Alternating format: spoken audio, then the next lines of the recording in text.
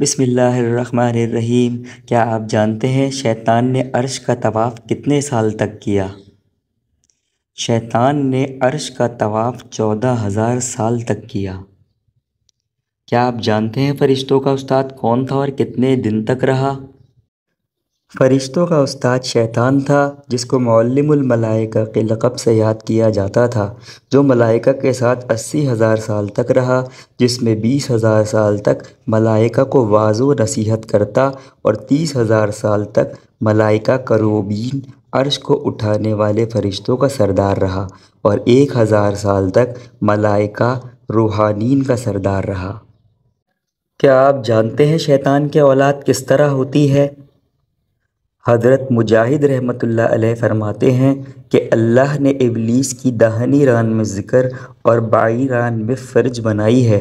شیطان دونوں رانوں کو ملا کر جمع کرتا ہے اور ہر دن میں 10 انڈے دیتا ہے، اور ہر انڈے سے 70 شیطان اور 70 شیطانہ پیدا ہوتے ہیں، اور وہ بچوں کی طرح چوں چوں کر کے اڑ جاتے ہیں۔